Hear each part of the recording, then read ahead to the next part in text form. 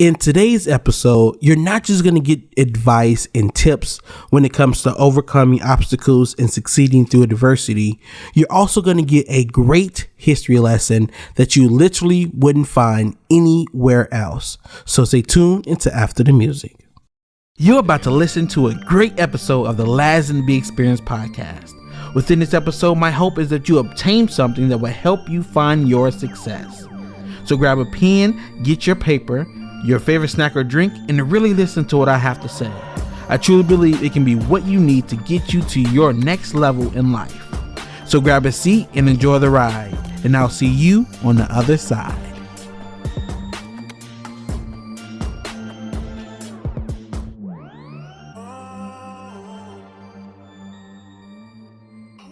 Welcome back to another episode of the NSBE Experience podcast. I am here with a very special guest. All my guests are special, but I feel like this is a very special, even more special guest because he is one of the 7 founders of a great organization that I'm a part of, that I will continue to be a part of throughout my whole life as well. And it has helped myself and tens of thousands, maybe even more, not just become engineers, but become successful professionals out in the world. So if you don't know what organization I'm talking about, I am referring to NSBE, the National Society of Black Engineers. And honestly, we're actually more than just a national organization. We also are an international organization with chapters in other countries as well. But without further ado, I do want to introduce my guest for today, Mr. George Smith. How are you doing today? Very good, sir. Very good, sir. Thank you very much for inviting me. I'm looking forward to sharing with you what I can. I'm excited and I'm ready to learn a lot. I feel we already have a kind of relationship already where we have talked about a lot of stuff, especially with NSBE and the founding, how we got started and all that kind of stuff. So I feel like we already have kind of a good rapport. So I'm excited just to continue learning more about what we are going to talk about today, which I do want to, I guess my first question, which is the same question I asked all my guests, is for you just to tell us a little bit about yourself and how you are kind of, I say expert, but for lack of better words, expert in being able to overcome obstacles and being able to succeed through adversity. Okay, well, a little bit about myself. Again, my name is George Smith. I am from the city of Chicago. Grew up and went to public school system. We felt we were at the best public school in the city of Chicago, Lindblom High School, and it prepared us well enough to be able to compete and succeed at the academic level at Purdue University. I studied electrical engineering. Gave me an opportunity to go into the workforce as a professional as a very young person. Had opportunities to intern with General Motors. Then after graduating, I worked for General Electric. Both cases working in manufacturing, learning about manufacturing engineering, quality control engineering. And then that gave me a platform that enabled me to get a job in field sales, technical sales with Hewlett Packard. Had a great time in the company history. In the 1970s, the company had a 40-year history, so it had already built itself up to an international and highly respected company in America. And so I had the opportunity to work. It's a Silicon Valley company, for those of you who understand that. I had the opportunity to work for a Silicon Valley company and stay in my home city. So that's a little bit about my sort of preparation and work experience. I was successful at HP. I was there for a total of 14 years. First 7 as a technical sales rep. The last 7 as a district sales manager. So I had responsibility for 7 reps in 7 states. And we called on we called on just about every industry that you can imagine represented the Electronic Components Group. The Electronic Components Group arose because Hewlett-Packard wanted the finest electronic components for their own equipment, and then once they achieved that capability, they decided to use it as a profit center as well and sell to the outside companies. So I got a chance to call on aviation companies, early gaming industry companies, test equipment manufacturers, automotive manufacturers, and it was very exciting at the very beginning of the cell phone industry. They were buying their microwave diodes and transistors for those cell phones from Hewlett-Packard and from my team. So it was an exciting period of time, explosive growth, crazy growth. So for people who are thinking about how to position yourself for growth in your own career, it's going to help if you work for a company that's growing fast. So that was what really the advantage that I had at HP.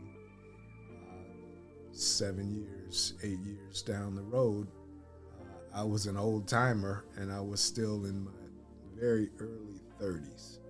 So while I was there, my crowning achievement was winning the President's Club Award, which was given to me by both Hewlett and Packard and the CEO at the time, John Young.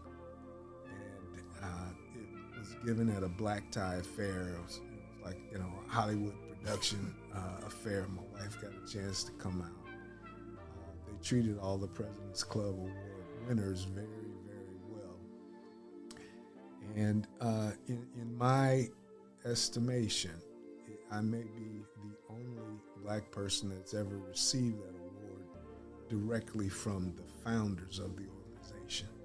Now, they continued it on after the founders retired, but the year that I received it was their last year, actually working in the organization. So it was really, it was a glass ceiling breaker for me to achieve that level of recognition. Oftentimes, black folks, the good works that black folks do are not celebrated to the same extent as other people in the workplace. So it was really quite an achievement. I decided to leverage my background in quality engineering while I was in management at Hewlett-Packard. And during that period of time, the corporate America that we knew at the time was making a shift in their management style. They were shifting toward what's called total quality management. They later, given it nicknames like Six Sigma and those sorts of things.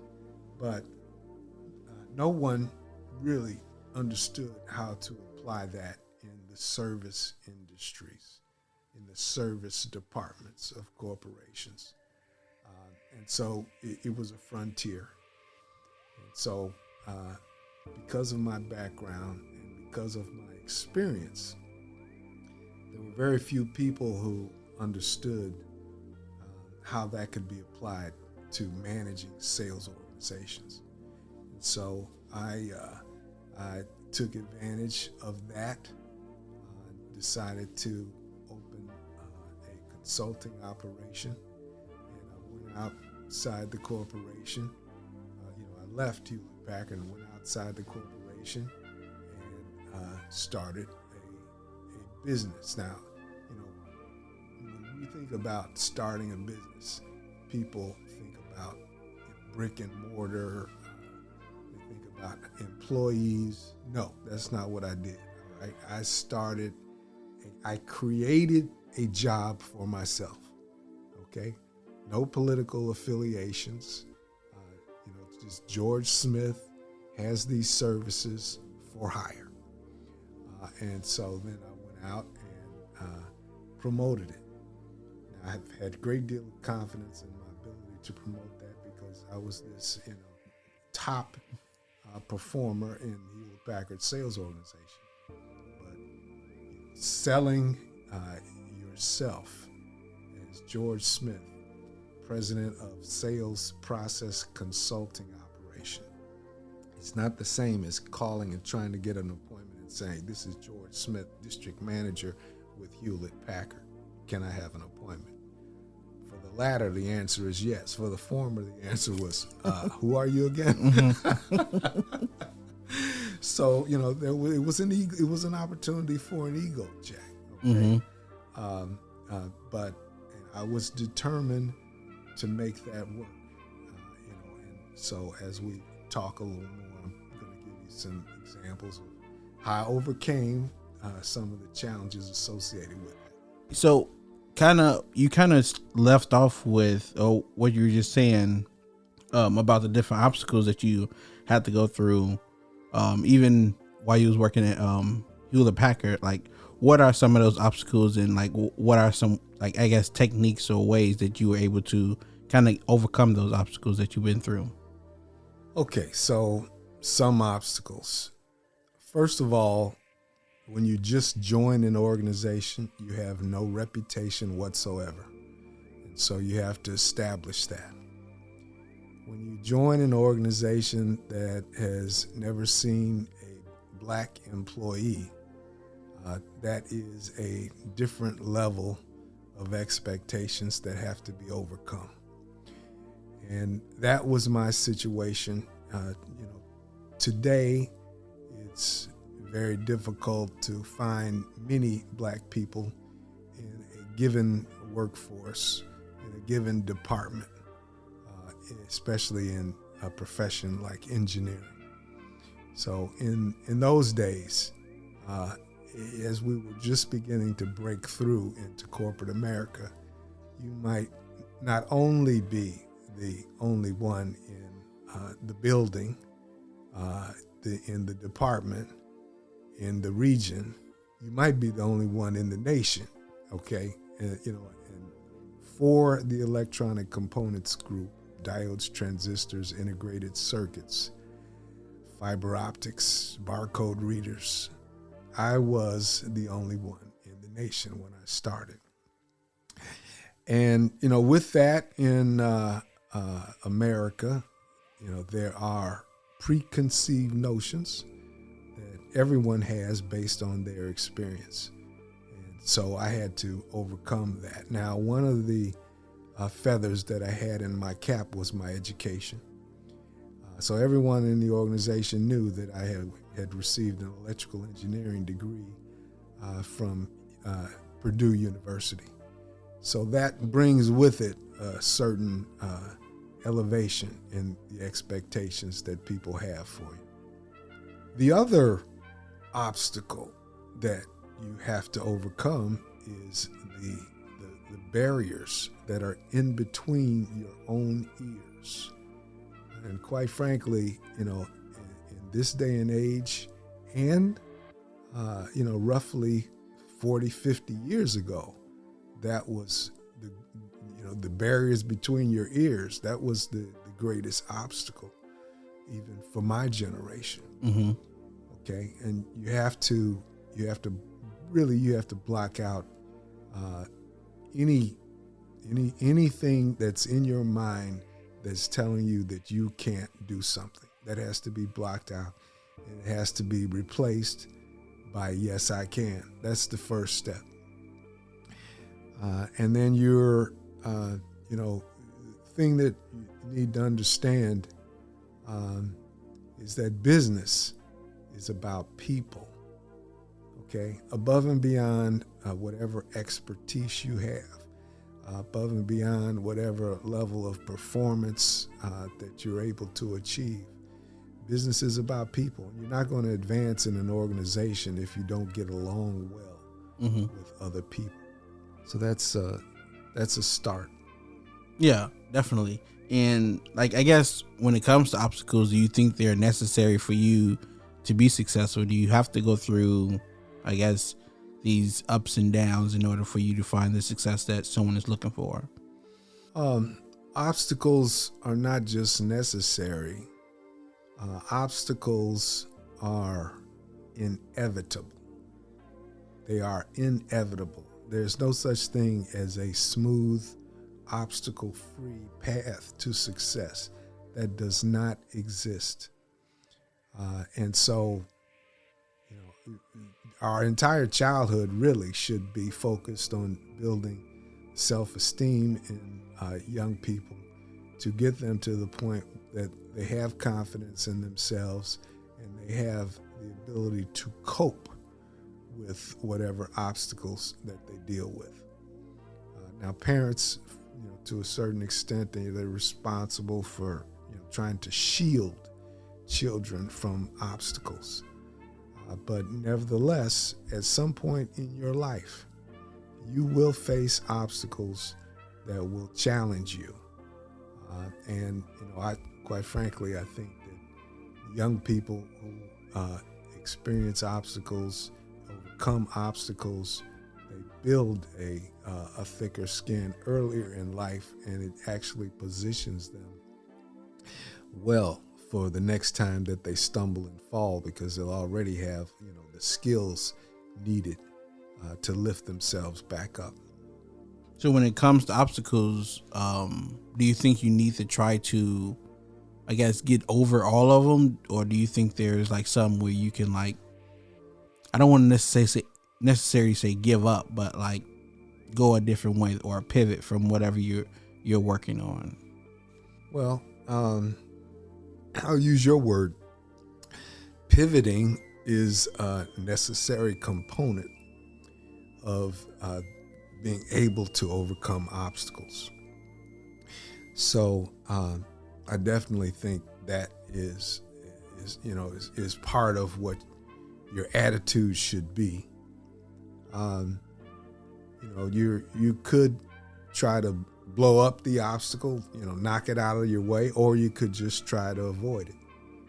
If you knock it out of your way, then that sort of conjures up the idea of some damage happening.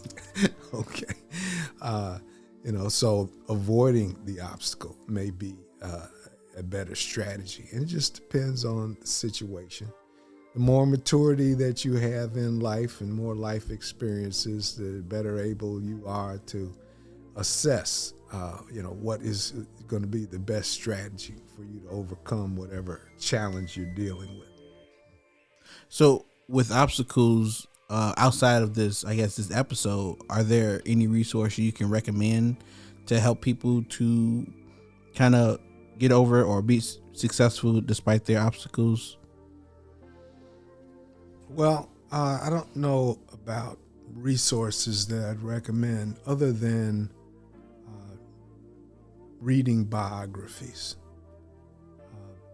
I think that reading biographies is a great opportunity to sort of live the life experience of people who, in particular, people who have achieved great things.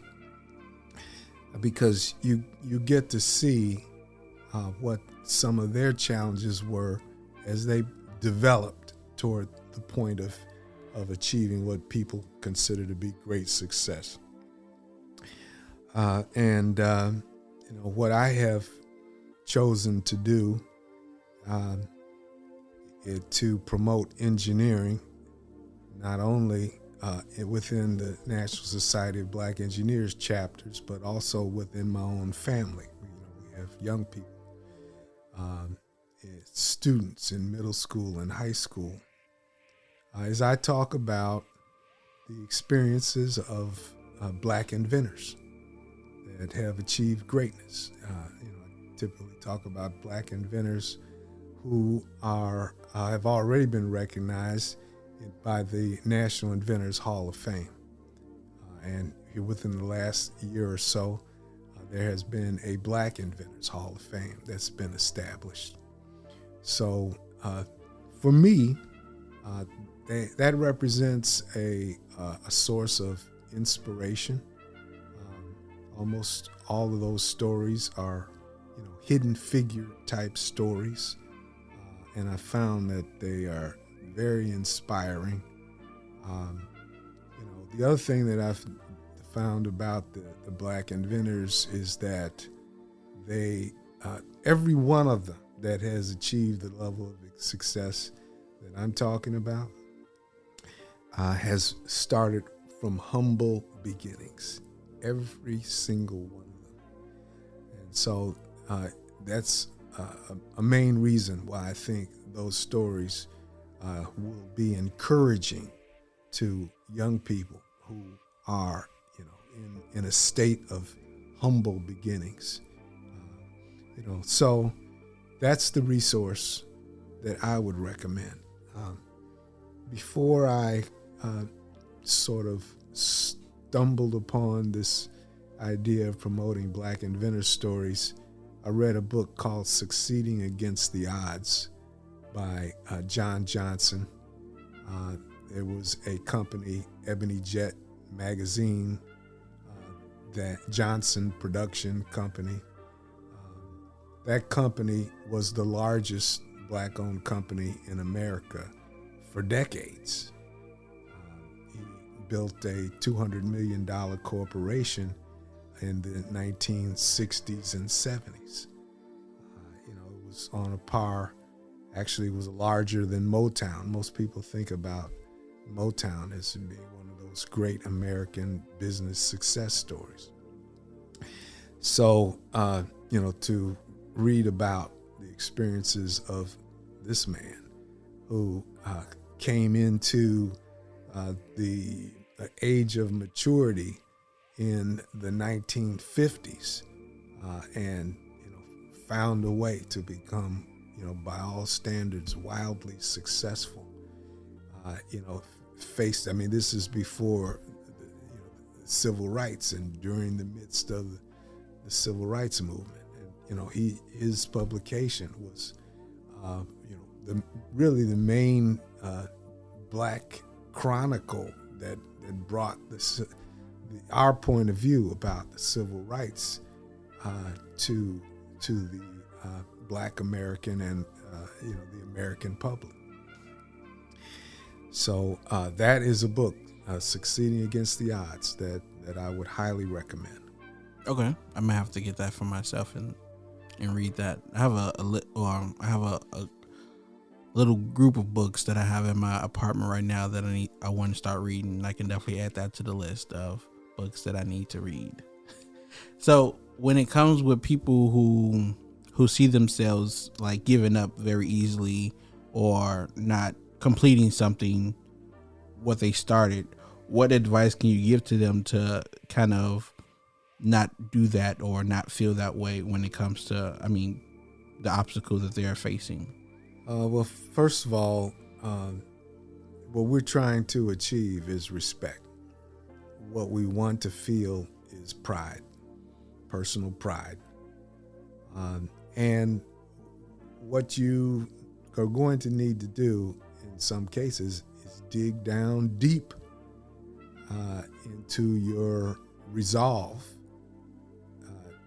and make sure that you put forth maximum effort to overcome obstacles that are really blocking you from a major personal objective. So if it's not a major objective, then you're not going to dig deep. So having a sense of purpose is very, very important.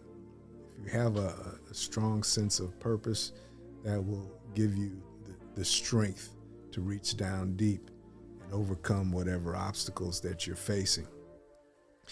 Now, many people would say that our experience at Purdue University was, majoring in engineering was a major obstacle simply because there were very few blacks who had achieved that. And the blacks who were attempting that prior to 1971 were failing at a rate of 80%. And so the odds, talking about succeeding against the odds were not good for our freshman class to succeed at Purdue University. But one thing that is also key to overcoming obstacles is having a support group. And my peers that entered freshman engineering program at Purdue University with me, that was my support group, and it was rock solid. Our support group started in high school, and so by the time we reached college, that was like the fifth year of high school to me. I mean, we had been together, through all that period of time, and had established bonds, family-like relationships. And so we had each other. We had a support group. That is really important. You don't just live out here independently in the world. We're all part of the community, or part of the larger society. And as individuals go, so goes the organization, if you will. So when it comes to like family and the ones you love, what do you do if those are some of the people who are like the obstacles you have to overcome when you're trying to be successful, whether it's because they don't believe in what you're doing, or they think what you're doing is not right, or any like form of that? Like, how do you get past that type of obstacle? Well, you have to look for people that represent positive images, positive people, if you do have contact with you, that they give you positive feedback. So you have to seek that out if you don't already have it. I was fortunate to grow up in a family with great role models.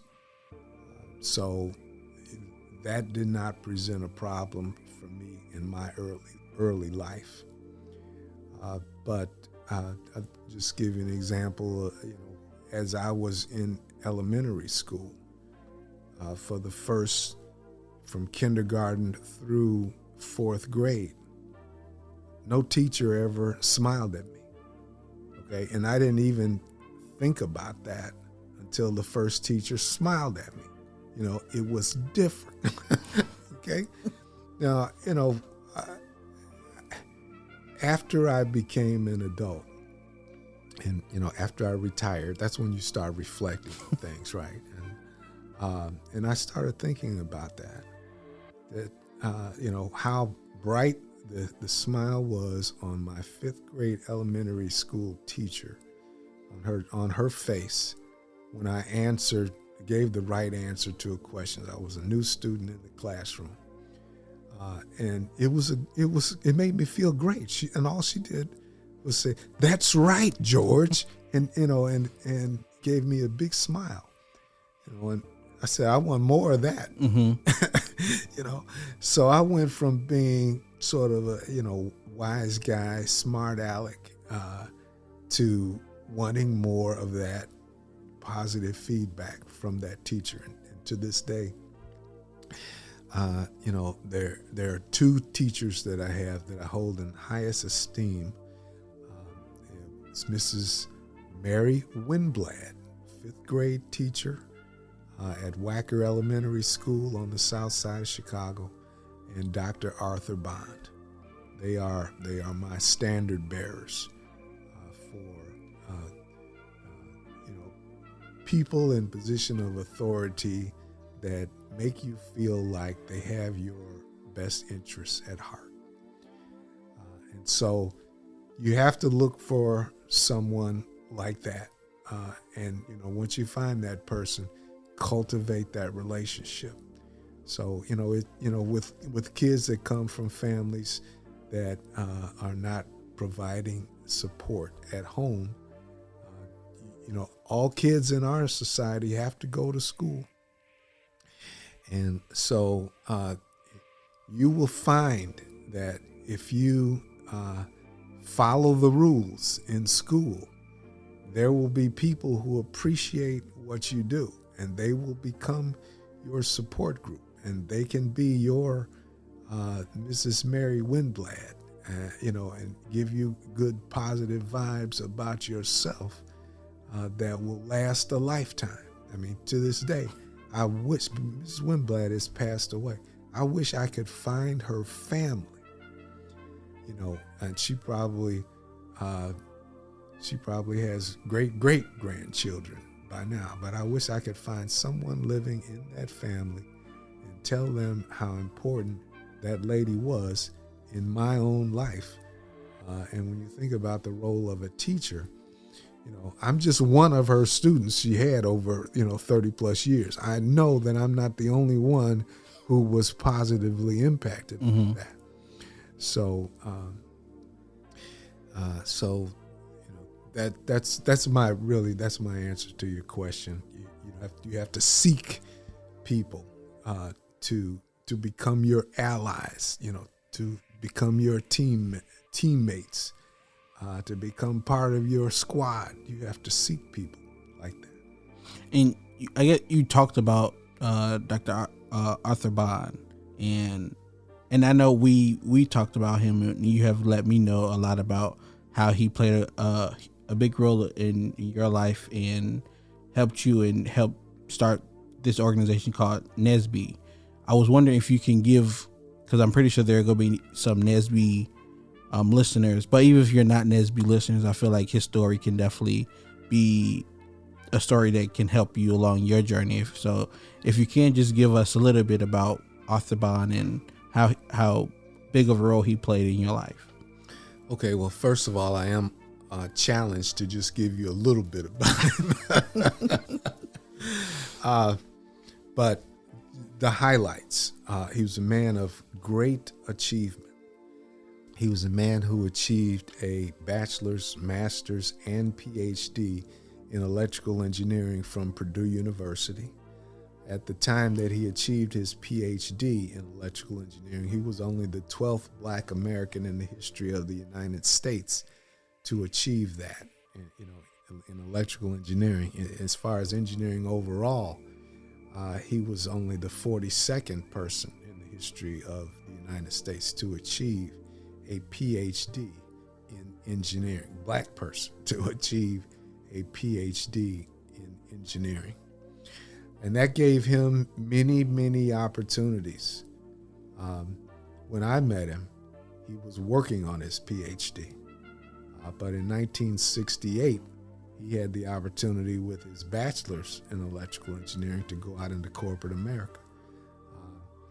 He made a decision that was pivotal to my career and all of the black engineer careers that I know since.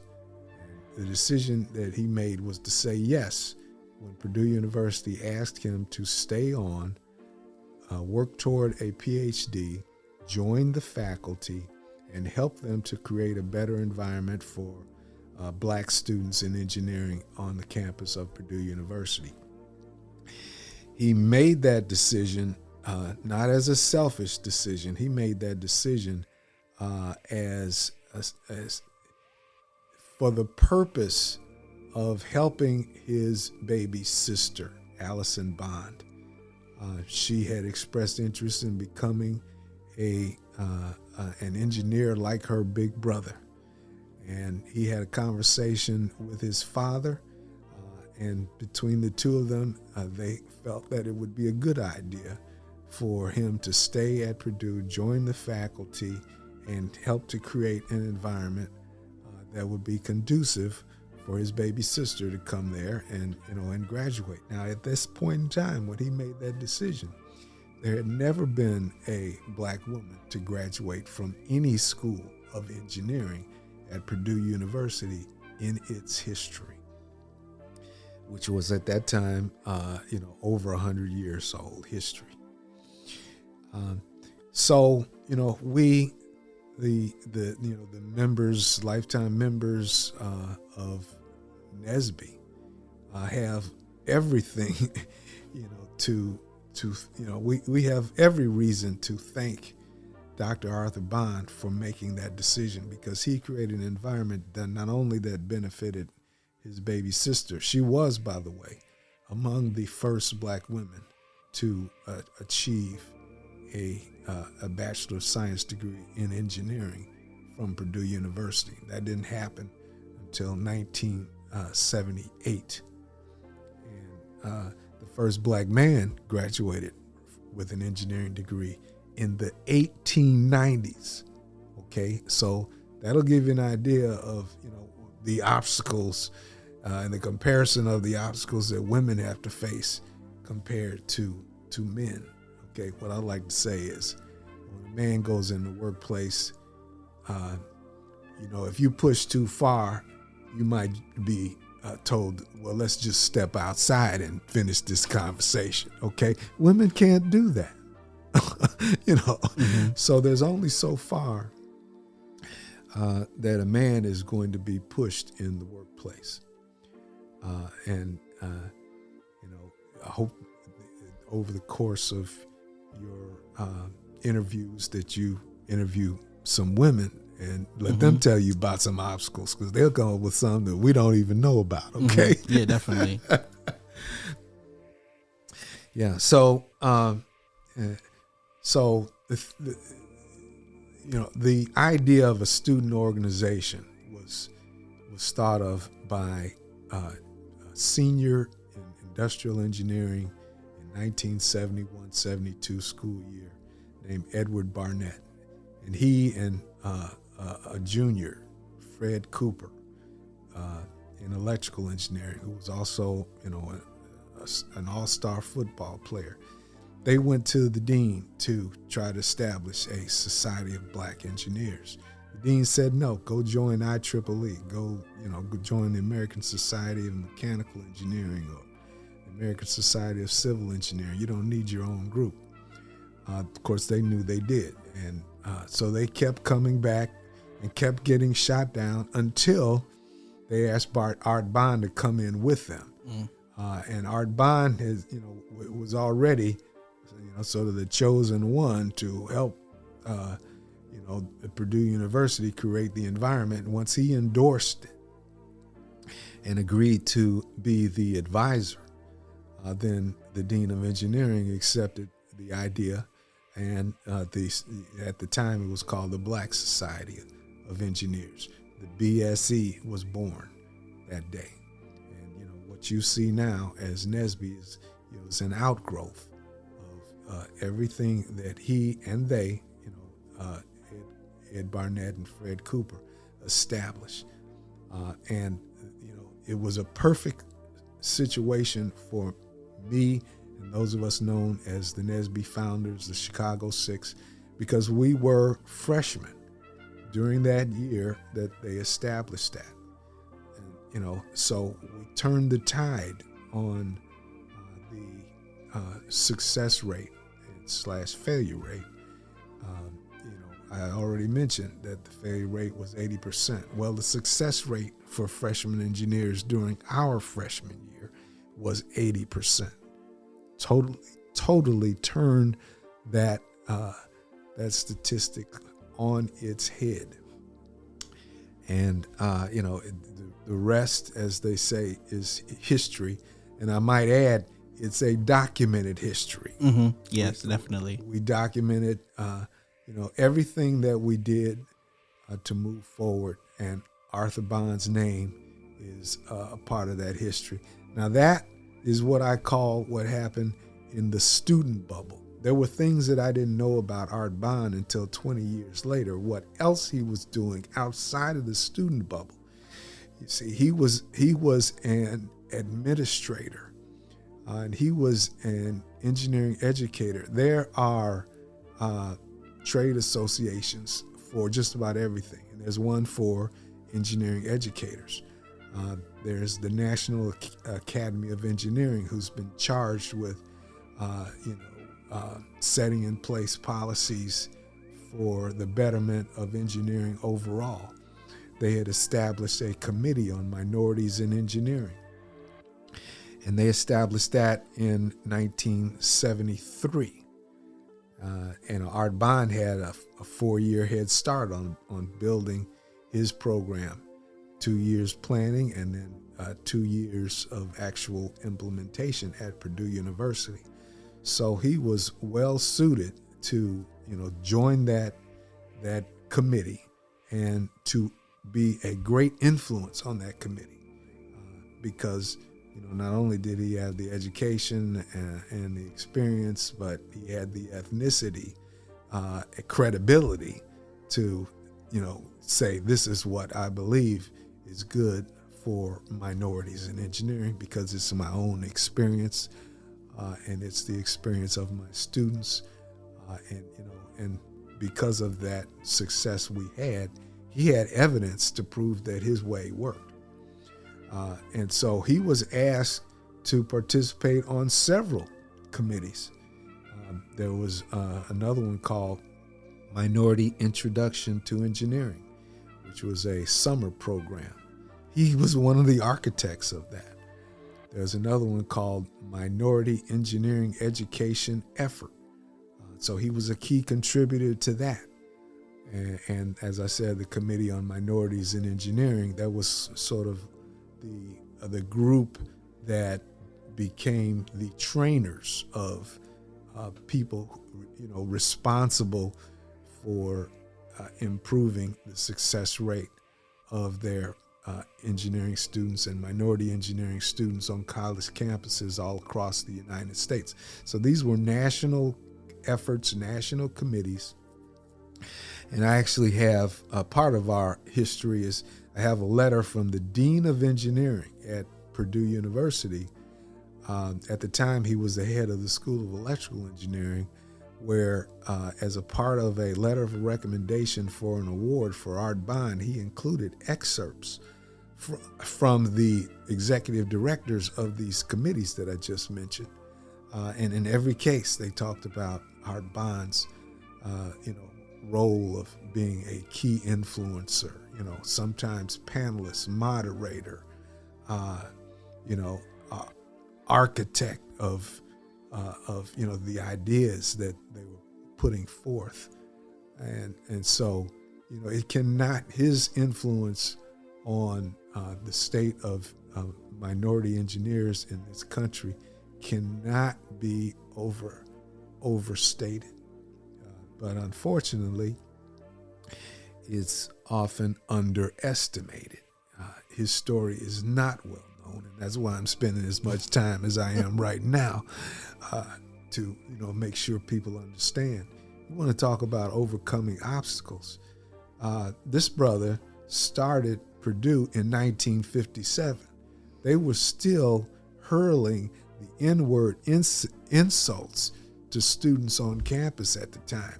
Only shortly before that, black students couldn't even stay in the dormitories.